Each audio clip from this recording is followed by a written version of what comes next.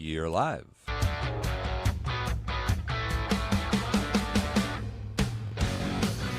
It's 5:05 and welcome into a Wednesday edition of the Carolina Journal News Hour. News Talk 1110 99.3 WBT. I'm Nick Craig. Good morning to you.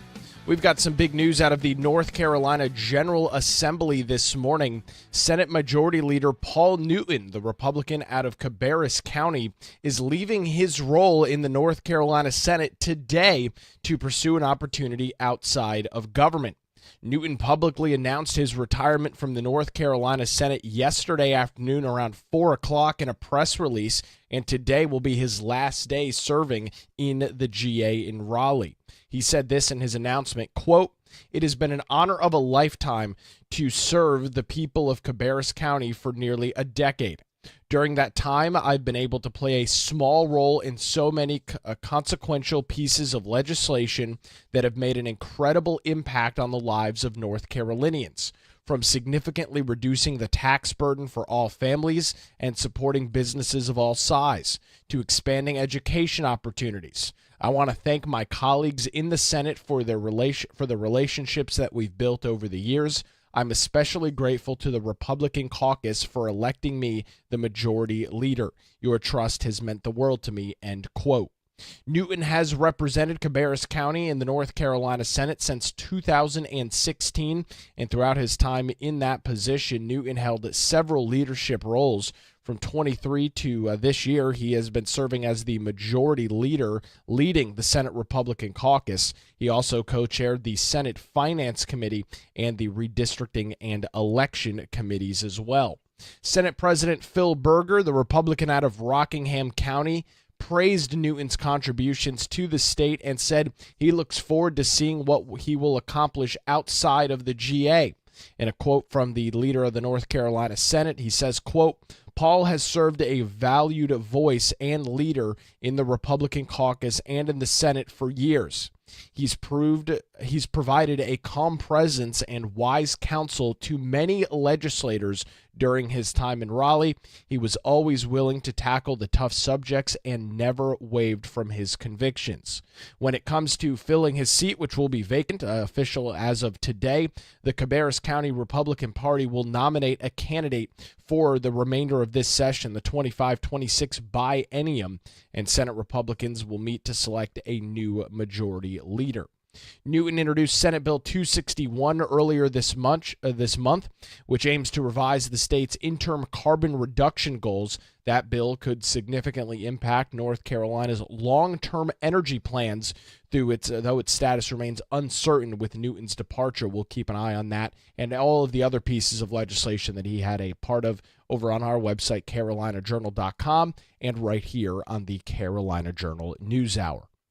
Well, fire danger still remains at very high levels across the state, even after some places did get some rain yesterday, or on Monday, rather.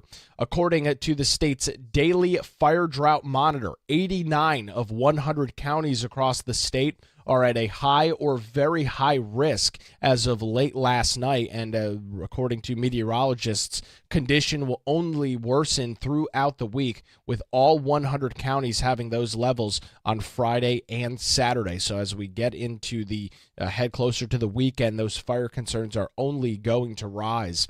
The heightened fire risk comes as the Carolinas have gotten little rain in recent weeks, with strong winds threatening to spread any fires that do start across the region. While looking at the two biggest fires this morning, we continue our attention in Polk County this morning, not far from the Hendersonville area where fires started late last week. As of this morning, those two fires are burning at almost 6,000 acres, and according to the latest details from the North Carolina Forest Service, with those 6,000 acres burning, containment continues to be at 0% for both of those fires. One burning over 2,800 acres, the other just shy of 2,800 acres, continuing to burn in the Green River Game Land off of Highway 74, not far from the South Carolina state line in Polk County. Some major concerns with fire do continue across the state. We'll keep an eye on it and continue to pass details along to you right here on the Carolina Carolina Journal News Hour, where it's now 5:09, News Talk 1110, 99.3 WBT. We are continuing to track decisions out of the North Carolina Supreme Court this morning. This morning, we are discussing a story out of Guilford County over a forced vaccination going back to 2021 and COVID-19. To get some additional details on that this morning, Mitch Kokai from the John Locke Foundation joins us on the Carolina Journal News Hour. Mitch, we are 4+ years removed from talks about mandating vaccines. However, this is a pretty big decision from the state's highest court out last Friday. Walk us through the details of this case, if you would.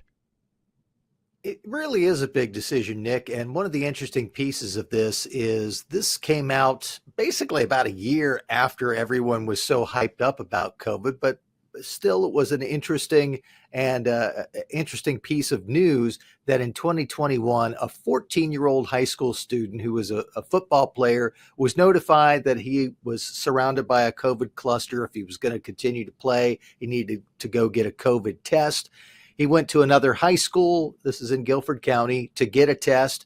Unbeknownst to him or any member of his family, there was also a vaccine clinic taking place at the same point. The student gets in there. He says, I'm here for a test. They want to give him a vaccine. He says, no, I don't want a vaccine. They tried to call his mother, but didn't reach her. They didn't talk to his stepdad, who was sitting out in a truck in the parking lot. And basically, one of the clinic workers said, give it to him anyway. And so they forced the COVID vaccine on him. The young man's name was Tanner Smith. He and his mother sued both the Guilford County schools, who were responsible for all of this in terms of housing this clinic and calling for him to have to get the testing, and the Old North State Medical Society, which was the group that actually had the clinic and delivered the vaccine. Lower courts have thrown this case out, and the reason is there's a federal law called the PrEP Act, and it basically shields the agencies that are involved in providing emergency medicines like the COVID vaccine from any type of legal liability unless there's a death. And so both at the trial court level and at the Court of Appeals, this case was thrown out. In the Court of Appeals, the judge who wrote the decision said this was egregious conduct, but we can't do anything about it because of this law. At the state Supreme Court, a different decision by a 5-2 vote. The court said no. This is the type of thing that the PrEP Act does not cover. This is a constitutional harm. And Chief Justice Paul Newby, who wrote this decision, wrote about a couple of different things that were constitutional issues here. One was what he called the right to bodily integrity, the right for you not to have some sort of vaccine forced upon you. And then also the right for a parent to control what's happening to a teenage child. And he said both of those are constitutional issues. This case needs to go back to the State Court of Appeals to deal with those constitutional questions. It was 5-2. The two Democrats on the court disagreed. They said, no, the PrEP Act is clear. The PrEP Act covers this type of conduct, and the case should end. But it now will go back to the Court of Appeals, and it will be interesting to see whether the 14-year-old, now I guess 18-year-old, and his mother will be able to prove that their constitutional rights were violated because of this forced vaccination. Well, it's obviously a very interesting story. As you mentioned, a 14-year-old that we're talking about in regards to this case out of Guilford County. Mitch, does this open up the potential for maybe class action's not the right word to use here, but does this decision open up more of these cases across the state? I would imagine there's at least a couple of more situations somewhat similar to this. Does this maybe open the floodgates on some of this? There's certainly the possibility. I'm not sure that there are going to be a ton more lawsuits of this type, but there potentially could be. Remember, you're running up against one on the statute of limitations, and a lot of these mandates for COVID tests and COVID vaccines have kind of gone by the wayside in recent years. So if you haven't filed by now, it might not be possible to file. But there may be some actions out there that are percolating at the trial court level that have yet to get to the appellate courts. And if they do, it looks as if they'll have a better chance of succeeding. To me, one of the most interesting pieces of this ruling is the fact that Chief Justice Newby goes out of his way to really identify a couple of constitutional rights that aren't clearly spelled out in the North Carolina Constitution, that right to the bodily integrity, and also the right to for a parent to control the upbringing of their underage child. And in the dissent, which was written by Justice Allison Riggs, who we've been talking quite a bit about because she's involved in that election controversy, Allison Riggs basically excoriates the majority for talking about these two constitutional rights that aren't clearly spelled out in the North Carolina Constitution, and basically trolling them for being textualists and originalists, but then, in her view, inventing these new constitutional rights. So it'll be interesting to see how those two rights play out in future cases that come before the state Supreme Court. So now that's exactly where I was going to go with this. This decision from the state's highest court is not the lawsuit itself. This is just green-lighting them to go forward with an additional lawsuit. Is that how I understand it? Well, they allow the existing lawsuit to go forward because we haven't really even gone to any trial stage here. Basically, Gotcha. what happened was the complaint was filed. The folks on the other side, the Guilford County Schools and the Old North State Medical Society, they said, we want to dismiss this case, and we're basing this on the PrEP Act. The PrEP Act gives us coverage from any sort of liability. So the case has been thrown out. Now the case goes back to the Court of Appeals, and Justice Newby and his colleagues have said, okay, Court of Appeals, you have to see what constitutional rights were violated. So the initial suit continues, but it now gets to move forward beyond where it was before, because basically, because of the PrEP Act, it had gotten thrown out before any more work on the suit could be done.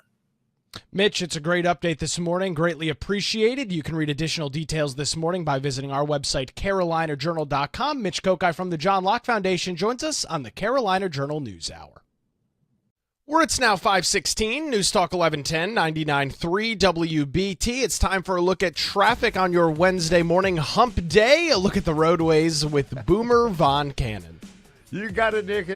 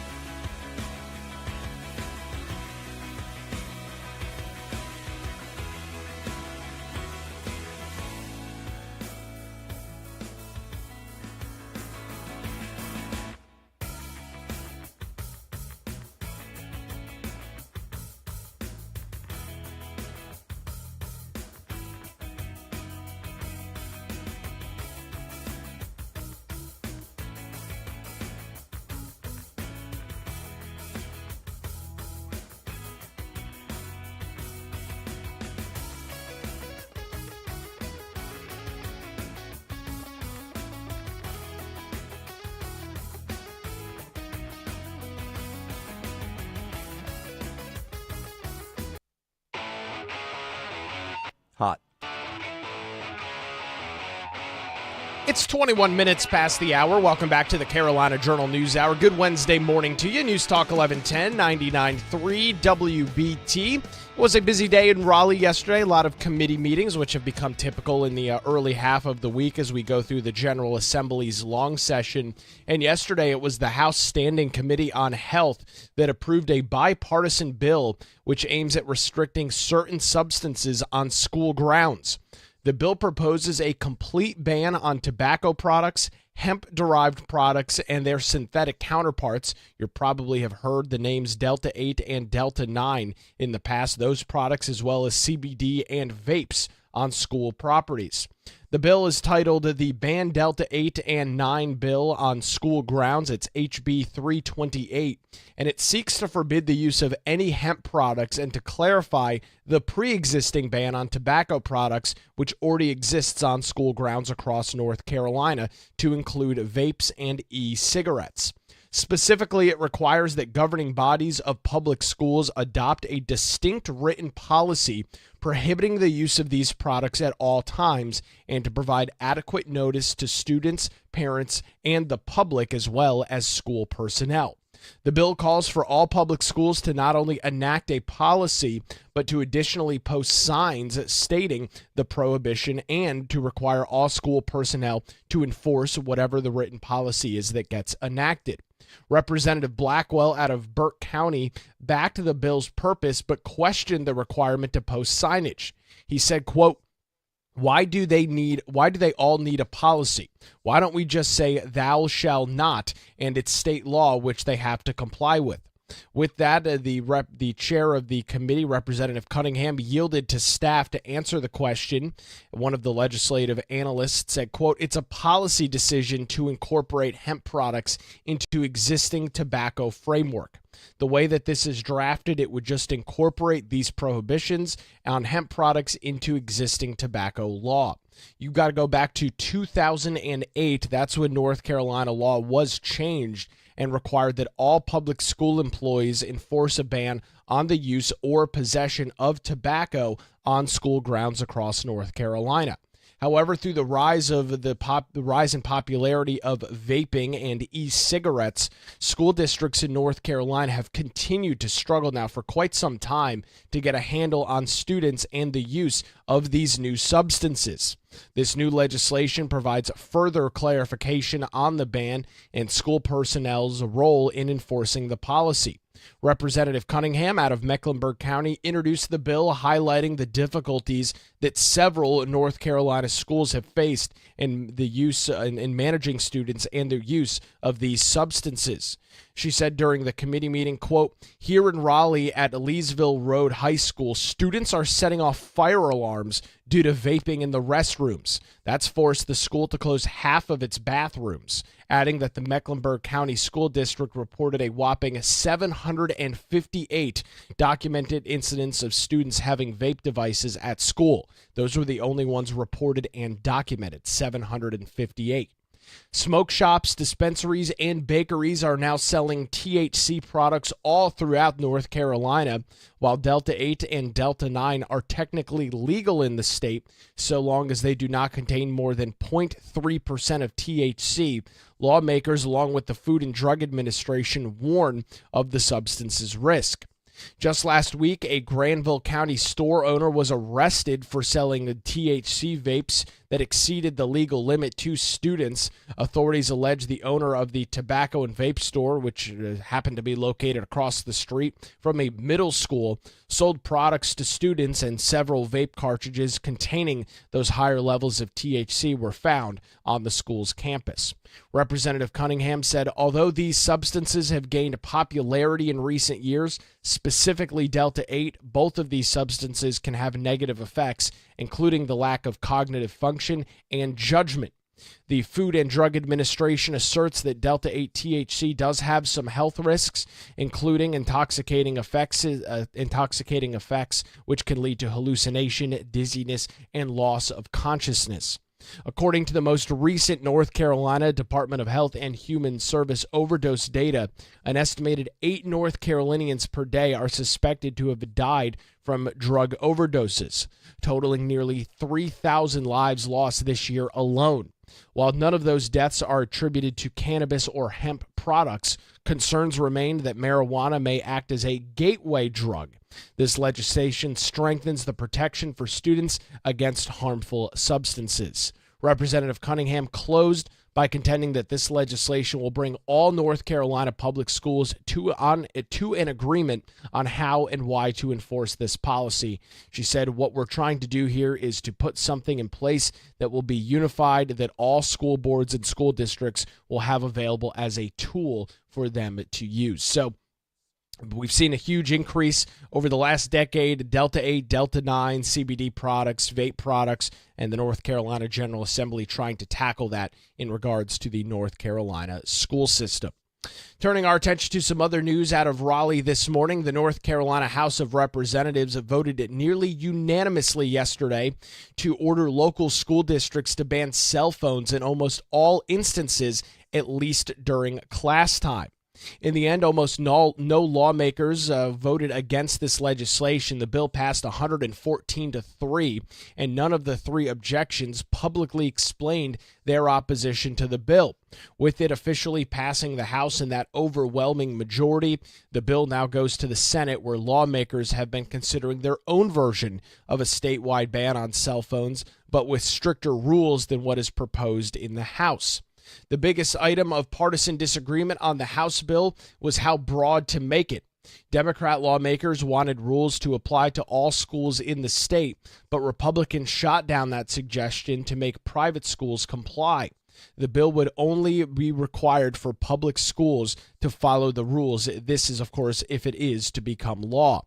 Many schools already ban cell phones, but not all have policies. For example, in Wake County, the state's largest school district, school leaders met yesterday to work on their own district-wide policy that would be in place for the next school year, regardless of what comes out of the North Carolina General Assembly.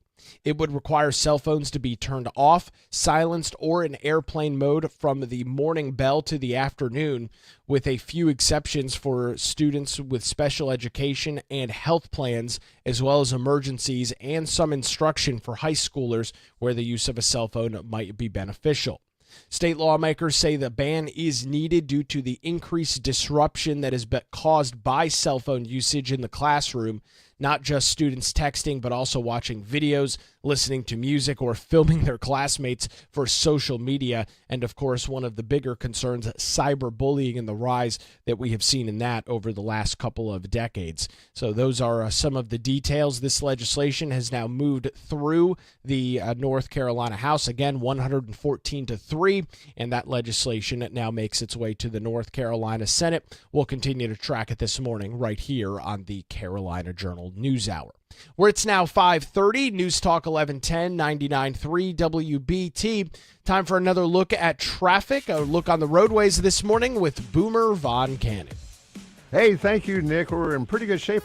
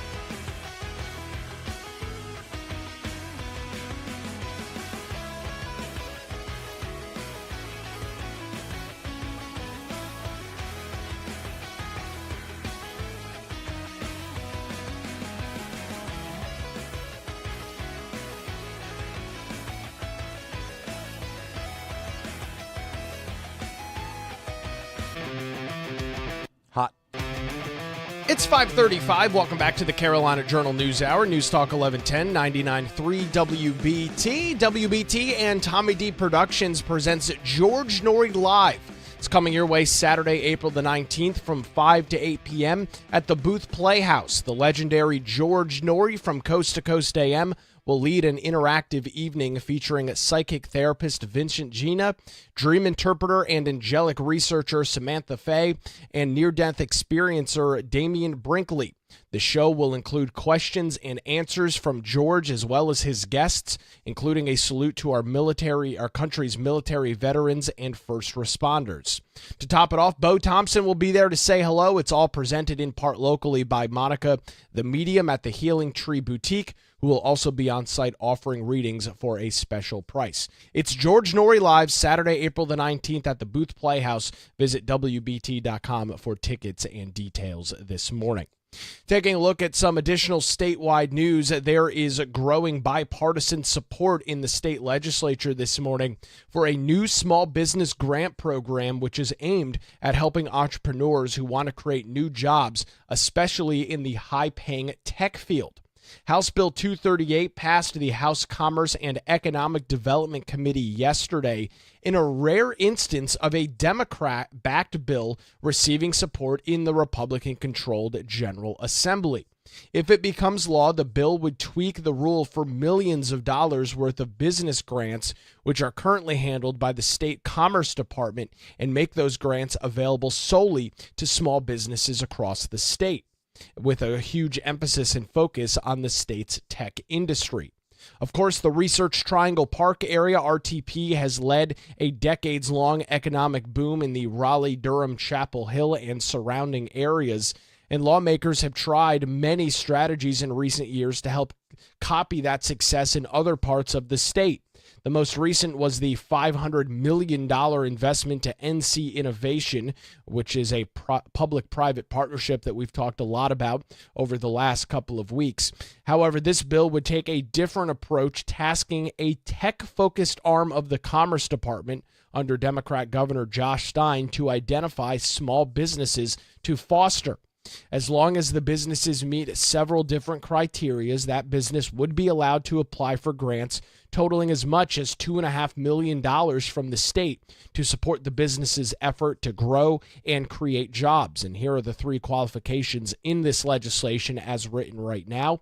Have either less than 251 employees or less than $5 million in annual revenue a year, with a plan to invest between $10 and $30 million in new operations and pay an above-average wage compared to other private employers in the county in which you operate. Democrat Representative Robert Reeves said, quote, "Small businesses are a big driver here in North Carolina. We want to make sure that folks had some money that was accessible to them so they'll be able to get these grants and take these grants and grow." Reeves introduced the same bill in 2024, but never got a hearing at the legislature.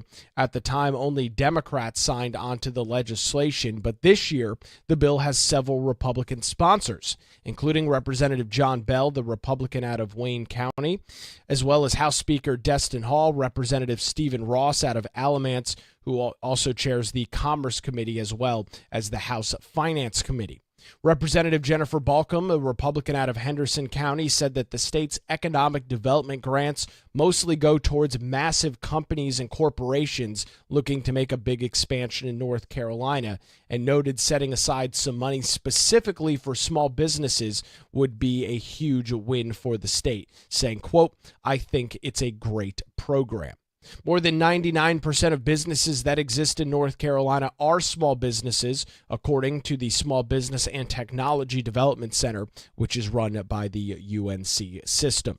This legislation, House Bill 283, did move through committee yesterday. We'll track its progress as it remains in the House, and then, of course, through the North Carolina Senate. We'll continue to track those details over on our website, carolinajournal.com, and right here on the Carolina Journal News Hour, where it's now 5:40, News Talk 1110, 99.3 WBT. We are tracking updates this morning out of the Council of State, a busy week for State Treasurer Brad Briner. To get us some details on that, Teresa Opeka, carolinajournal.com, joins us this morning on the News Hour. Teresa, for Treasurer Briner, he's been on the job a couple of months now, getting familiar with the position and all of the inner workings of the Treasurer's office. What did you learn from him on a monthly update that he provided? Yeah, thanks so much for having me, Nick. He's got a busy week ahead of him, him and his staff in the Treasurer's office. He's not letting the grass grow beneath his feet, so to speak. That's a saying. But what he said, he's focusing on transparency, which a lot of the new people who've come into Council of State, like State Auditor Dave Folwell, also is doing. And in one of those ways, he wants to let everybody know what's coming up this week. One of those things, it was a bill filed on Monday in the General Assembly, the Investment Modernization Act of 2025. Basically, what this is looking to do is taking the State Treasurer's office from a sole fiduciary aspect, meaning that Briner or any other treasurer would make the final decisions on saying buying shares in some kind of a stock or setting something, doing different things on their own without really a checks and balances system, to more of a board of trustees model. That's what he's looking to do in that bill. And he said it's gotten quite good support on both sides, in the House and the Senate. So he started off telling us about that for the beginning of the week. And he campaigned on that last year too, when he was campaigning for the position. He's got lots of other things coming up. He said some things coming up on Thursday was going to be a new technology was going to be unveiled. Supposed to have a press conference about that. Not sure exactly what that is. He said he'd give more details about that, and also talked about releasing a financial literacy monthly newsletter. And this is in North Carolina. They'll be able to sign up. There's a link in the story. He's going to start launching that next week for April. It's Financial Literacy Month. So he's got lots of things going on. He's got a pretty ambitious schedule at this point. You talked about some of those campaign promises from the Treasurer, this Modernization Act, where he is no longer the sole fiduciary responsible party for some of these decisions. Teresa, the Treasurer's office is responsible for an incredible stockpile of money across the state in terms of investments, the entire state retirement plan. There is a lot of money under one person's directive at the state treasurer's office. Walk us through some of the details on this legislation. What does this mean for everyday North Carolinians, maybe retired teachers, retired law enforcement officers that are all part of this system? Sure. And like you say, he's got a lot of things under his purview, including state health plan, the pension system, all of that. Basically, as I said, it's an act to turn that to a board of trustees model. It's that they're going to have a group of people to run ideas by. So it's not just one person. Maybe like they say, two heads are better than one, or in this case, multiple heads are better than one. So they're going to, what they're looking to do is creation of an investment authority is in this bill. Also, they have powers and duties of the authority. So it's basically, as I said, a checks and balances system. So it's not just one person deciding all this. He decided that this was the best thing to. Also in the bill, criminal record checks to check on, see if anybody has any, a criminal history.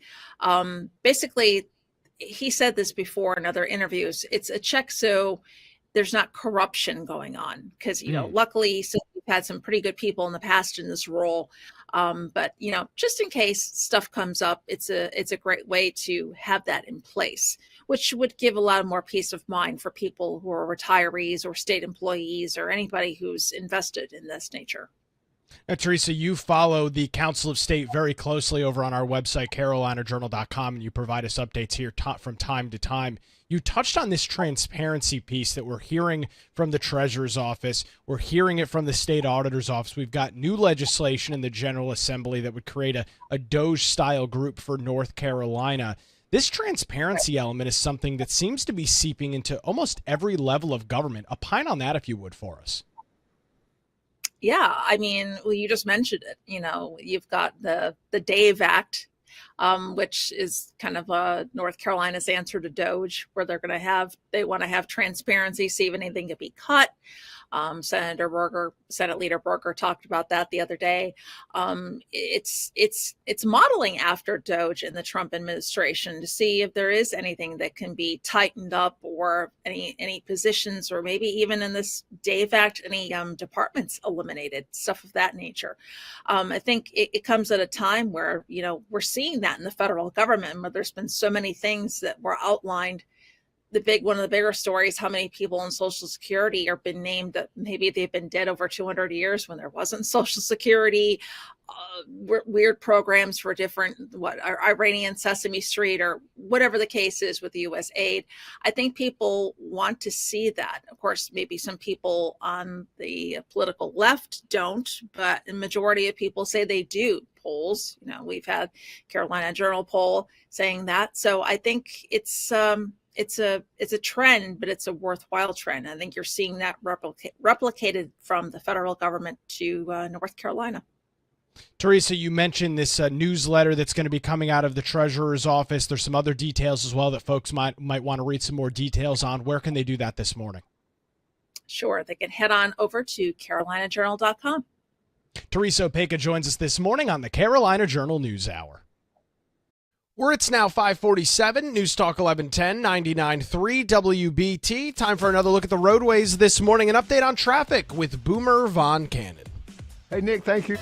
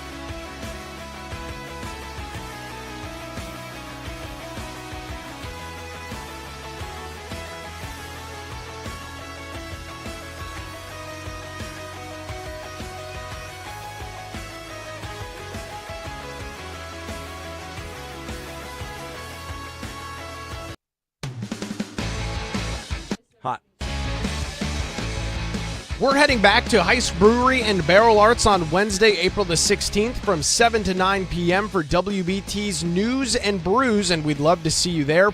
All of your WBT friends will be there to raise a glass with you and talk about the news and topics of the day. It's WBT's News and Brews headed your way Wednesday, April the 16th at Heist Brewery and Barrel Arts. You can get tickets and additional event details this morning by visiting our website, WBT.com.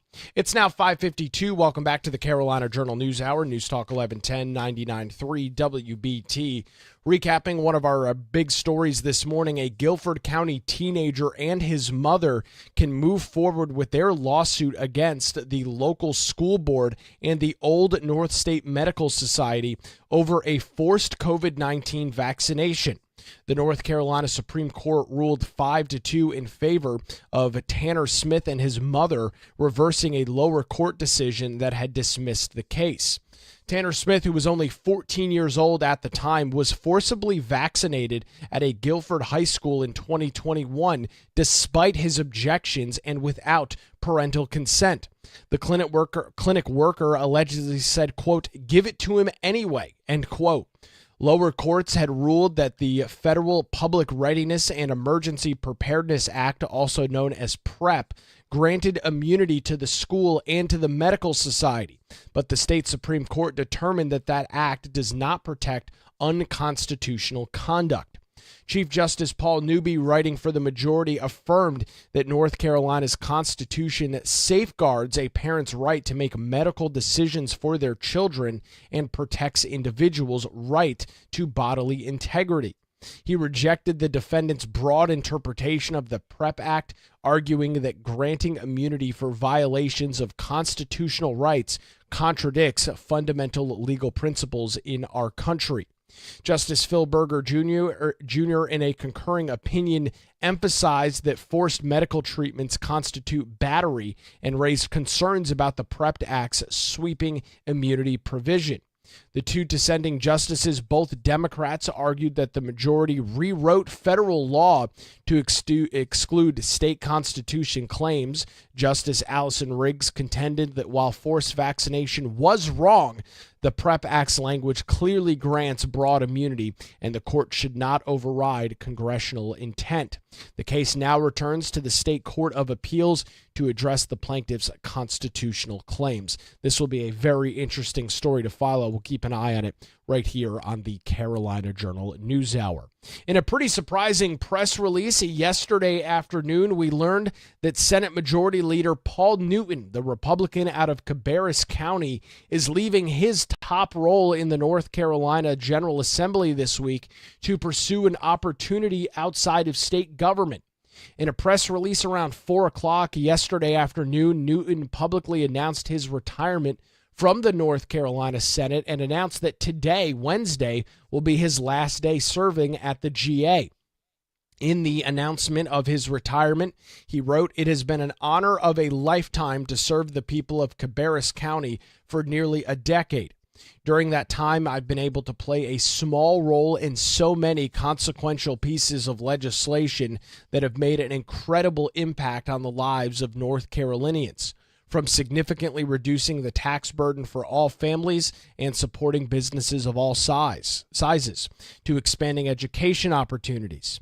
I want to thank my colleagues in the Senate for their relationships that we've built over the years. I'm especially grateful to the Republican caucus for electing me the majority leader. Your trust has meant the world to me." Newton has represented Cabarrus County in the North Carolina Senate since 2016 and has served in this leadership role as the Senate Majority Leader since 2023. He also co-chaired the highly influential Senate Finance Committee as well as the redistricting and election committees. So the question this morning, what happens to his seat? Well, it will be the Cabarrus County Republican Party that will be responsible for nominating a new candidate to serve out the remaining term, which will go through the 26 biennium. And of course, in Raleigh, Senate Republicans will have to meet to select a new majority leader. That's a pretty surprising announcement yesterday coming out from Senator Paul Newton. We'll continue to track what he is going to be doing and who his replacement will be in the North Carolina General Assembly. Once again this morning, looking at a heightened risk of fires across the state. According to the state's daily fire danger monitor, 89 out of 100 counties in North Carolina are at high or very high risks for fires, with conditionings only set to worsen throughout the week. All 100 North Carolina counties will have a high or very high designation on both Friday and Saturday, as conditions will worsen as we get closer to the weekend. 2 major fires still burning in Polk County this morning, close to 6,000 acres burning uncontrolled, according to the North Carolina Forest Service. Those fires are still 0% contained as of the latest update from the Forest Service last night. So be careful if you're going to be well, you can't burn anything outdoors. There's a burn ban, but be careful if you are outdoors and working. That's going to do it for a Wednesday edition of the Carolina Journal News Hour. We're back with you tomorrow morning, 5 to 6, right here on News Talk 1110 and 99.3 WBT.